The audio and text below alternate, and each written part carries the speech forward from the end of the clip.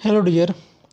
तो आज हम लोग देखते हैं जॉइंट्स हम देखते हैं जॉइंट्स कितने टाइप्स के होते हैं और जॉइंट्स को हमारे बॉडी में क्या क्या फंक्शंस होते हैं और हमारे बॉडी को मूव कराने में इनका क्या कंट्रीब्यूशन होती है। तो बेसिकली हम जॉइंट को देखते हैं। तो जो जॉइंट्स होते हैं, जॉइंट्स हमारे टू टाइप्स के होते हैं। फर्स्ट ऑफ ऑल,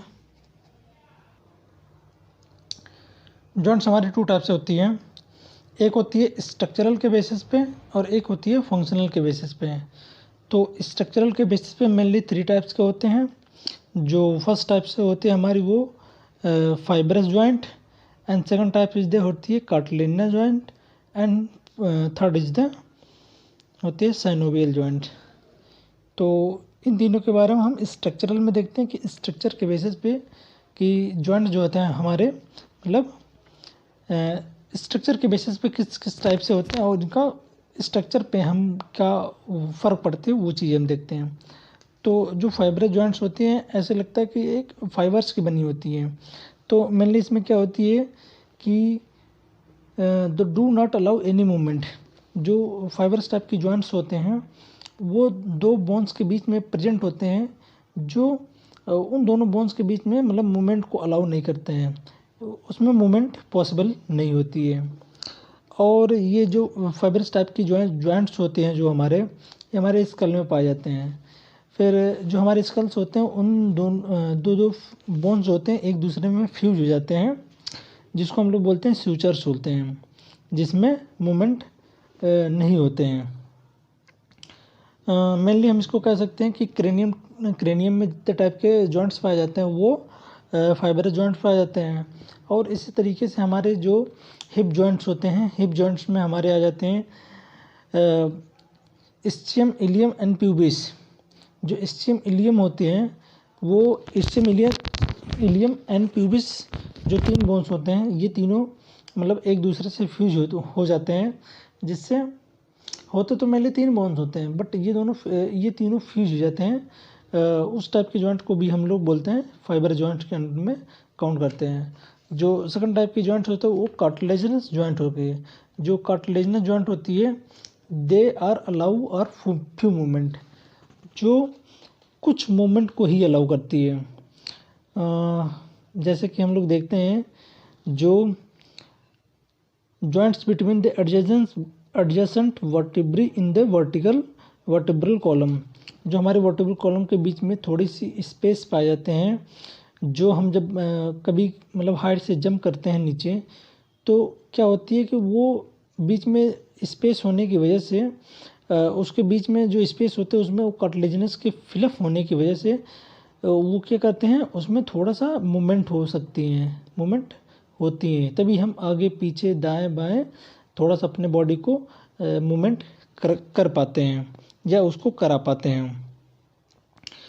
और ये जो कार्टिलेजिनस होती है बोन से थोड़ी सी ही फ्लेक्सिबल होती हैं। मेनली एक टाइप की बोन्स होती हैं, बस बोन का एक फ्लेक्सिबल पार्ट होती है। तो मेनली ये कार्टिलेजिनस जॉइंट्स हो गए। और थर्ड हम लोग देते हैं साइनोवियल जॉइंट्स। जो मोस्टली बॉडी में प्रेजेंट होती है जॉइंट्स वो इस टाइप की जॉइंट्स होती हैं साइनोवियल जॉइंट। साइनोवियल जॉइंट्स से हम जितने टाइप के मूवमेंट बॉडी में करा पाते हो वो साइनोवियल जॉइंट्स की वजह से ही ये चीज़ें हो पाती हैं। क्योंकि साइनोवियल जॉइंट में 2 जॉइंट के बीच में क्या होती है, एक साइनोवियल फ्लूइड भरी होती है। जो साइनोवियल फ्लूइड होती है वो बोन को घिसने नहीं देती है, जिससे क्या होती है बोन में एक विदाउट फ्रिक्शन से एक मूवमेंट प्रोडक्शन होती है। सपोज जैसे कि मतलब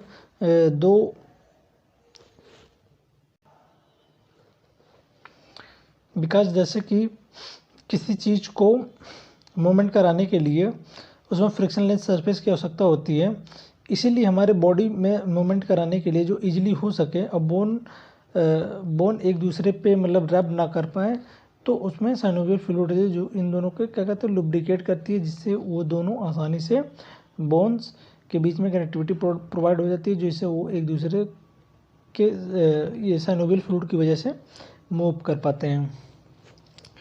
तो साइनोवियल फ्लूइड को हम फर्दर डिवाइड करते हैं। फिर ये तो स्ट्रक्चर के बेसिस पे हो गए, उसके बाद हम देखते हैं फंक्शनल के बेसिस पे। फिर हम जो साइनोवियल टाइप की जॉइंट्स होते हैं, साइनोवियल जॉइंट्स, इसी को हम फर्दर डिवाइड कर देते हैं, क्योंकि हमारे जो जितने बॉडी मूवमेंट्स होते हैं, जितने भी फंक्शनल चीज़ें होती हैं, वो साइनोवियल फ्लूइड की वजह से होती है। तो मेनली ये 6 टाइप की जॉइंट्स होते हैं। तो most of the common type की जो जॉइंट्स होते हैं साइनोवियल में, इसको हम फंक्शन के बेसिस पे देखते हैं। तो उसमें होती हैं, फर्स्ट हमारी जो होती है ball and socket joints. Ball and socket का मतलब मीन्स ऐसा पता चलता है कि जैसे कि एक बॉल हो और उसमें एक ऐसे सॉकेट चीज़ें हो जिसमें मतलब बॉल जाकर उसमें फिट हो जाए। तो ये जो प्रेजेंट होती है between humerus and pectoral girdle, इसको बोलते हैं शोल्डर गर्डर। जो हमारी हेड ऑफ ह्यूमरस होती है वो पेक्टोरल गर्डल के स्कैपुला जो होती है वो सॉकेट के टाइप बिहेव करती है, और जो हमारी हेड ऑफ ह्यूमरस होती है वो एक बॉल की तरह बिहेव करती है, जो एक दूसरे में आर्टिकुलेट हो जाते हैं और फिट हो जाते हैं। इस टाइप के joint ball and socket joints होते हैं। और देखते हैं हम हिप जॉइंट्स होते हैं, जो हमारी जिसका हेड ऑफ फीमर वो बॉल की तरफ बिहेव करता है, और जो हमारी हिप जॉइंट्स होती हैं जिसको हम बोलते हैं स्टैबुलम, वो स्टैबुलम में फिट हो जाती है। तो ये बॉल एंड सॉकेट टाइप के जॉइंट्स हो गए। और सेकंड हमारी होती है हिंज जॉइंट। हिंज जॉइंट एक टाइप की मतलब ऐसी जॉइंट होती है जो मेनली वन डायरेक्शन में ही ओपन होती है। बेसिकली कह सकते हैं कि ये ओनली 180 तक ही मूवमेंट हो पाती है, जिसमें इस टाइप के जॉइंट्स 180 तो नहीं कह सकते, पर इसको बोल सकते हैं कि जैसे कि जो हमारे डोर्स होते हैं, डोर्स हमारी ओनली वन साइडेड ही ओपन हो पाती हैं। इसी टाइप्स के हमारे जो हिंज टाइप के जॉइंट्स होते हैं, जैसे नी जॉइंट हो गए, एल्बो जॉइंट्स हो गए, ये ओनली जैसे अगर हम क्या कहते हैं एल्बो जॉइंट की बातें करें तो ओनली वो फ्लेक्शन और एक्सटेंशन ओनली यही प्रोसेस वो कर पाती है। और हम नी जॉइंट की बात करें तो ये भी ओनली फ्लेक्शन और एक्सटेंशन कर ही पाते हैं। और फ्लेक्शन एक्सटेंशन मतलब क्या होती है? फ्लेक्शन मीन्स होती है कि decrease angle of two bones के बीच में एंगल को हम डिक्रीज करते हैं तो उसको हम फ्लेक्शन बोलते हैं। और टू बोन्स के बीच में जब हम एंगल को इंक्रीज करते हैं तो उसको हम एक्सटेंशन बोलते हैं। तो मेनली ये नी जॉइंट और एल्बो जॉइंट में पाई जाती है। और पाइवेट जॉइंट थर्ड हमारी जो आती है वो पाइवेट जॉइंट होती है, जो ये प्रेजेंट होती है बिटवीन एटलस एंड एक्सिस।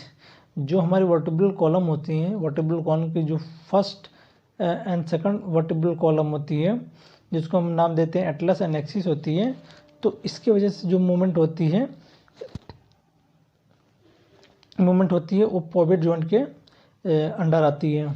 इसको हम यस या नो मूवमेंट बोलते हैं, जैसे कि हम अपने सर को यस या नो के डायरेक्शन में घुमाते हैं, तो ये इसकी वजह से होते हैं। फोर्थ हमारा आ जाता है ग्लाइडिंग जॉइंट।